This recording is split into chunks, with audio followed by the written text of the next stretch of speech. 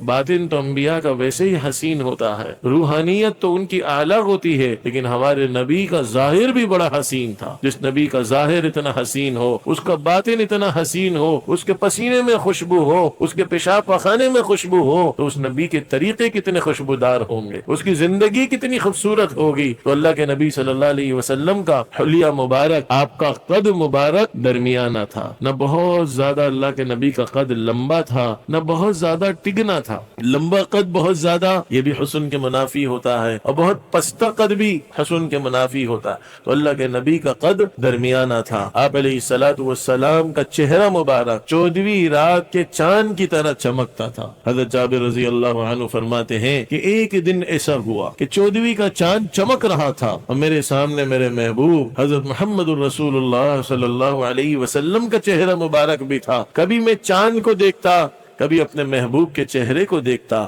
کہ کون زیادہ حسین ہے۔ آخر میرے دل نے یہی فیصلہ کیا کہ میرے محبوب کا چہرہ مبارک چاند سے بھی زیادہ حسین ہے۔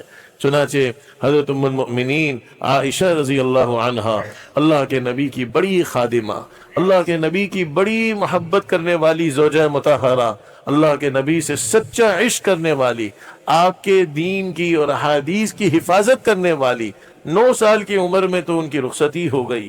اب یہ جو وقت ہوتا ہے یہ تو تعلیم کا وقت ہوتا ہے، یہ زمانہ تو کہیں تعلیم حاصل کرنے کا ہوتا ہے۔ سبحان اللہ، اللہ کے نبی کی احادیث کو ایسا یاد کیا، ایسا محفوظ کیا کہ پھر آپ کے دنیا سے جانے کے بعد بڑے بڑے صحابہ پردے میں فتویٰ لینے ام المؤمنین عائشہ رضی اللہ عنہا کے پاس آتے تھے۔ تو ام المؤمنین عائشہ فرماتی ہیں کہ یوسف کے حسن کو جب مصر کی عورتوں نے دیکھا تو قطعن ایدیہن، قرآن کہہ رہا ہے کہ انہوں نے چھری سے اپنے ہاتھوں کو کاٹ دیا۔ خدا کی قسم اگر میرے محبوب کے حسن کو دیکھ لیتے تو اپنی گردنوں کو چھریاں وہ چلا دیتی، اتنا میرے محبوب کا حسن تھا۔